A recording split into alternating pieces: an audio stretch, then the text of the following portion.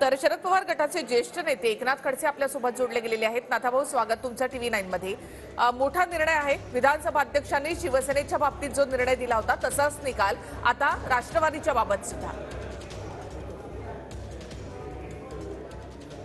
माननीय अध्यक्षांनी दिलेला निर्णय जो आहे तो वेगवेगळ्या ठिकाणी वेगवेगळ्या अर्थ काढतोय। एक तर मुळामध्ये असं आहे, पहिली गोष्ट की त्यांनी त्या ठिकाणी म्हटलेलं आहे की विधानमंडळामध्ये ज्यांचे आमदार जास्त, जो आमदार जास्त आहे तो पक्ष खरा, भाजप तो बहुमतामधला पक्ष। याचा अर्थ दुसरा असा होतो की पक्ष स्थापन करणं, त्याला वाढवणं, त्याच्या माध्यमातून तिकीट वाटप करणं, तिकीट वाटप करून ते माणसं निवडून आणण्यासाठी मेहनत करणं, कष्ट करणं आणि त्यामधून मग निवडून आणल्यानंतर त्या पक्षाला बाजूला सारायचं आणि जे निवडून आलेले आहेत त्यांनी आपला दावा करायचा, असं जर असेल तर याचे देशभरामध्येच विचित्र परिणाम होतील।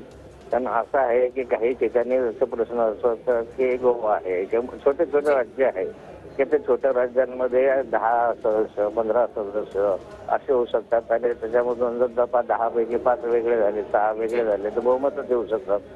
आणि बहुमत झालं की सगळा पक्ष आमचा, म्हणजे पक्षाची सगळी मालमत्ता आमची, पक्षाचं चिन्ह आमचं, मग कुणी केव्हाही दावा करू शकेल। मग त्यानुसार सेम सूचीलाही करता राहत नाही। त्यामध्ये आता अध्यक्षांनी हाही एक म्हटलेलं आहे, दोन्ही आमदार पात्र केलेले आहे। दोन्ही आमदार पात्र केले म्हणजे काय, मग ह्याच्यामध्ये काहीतरी निर्णय व्हायला पाहिजे होता। 10व्या सूचीचा तुम्ही धमकवण्यासाठी वापर करू नये असं म्हणतात।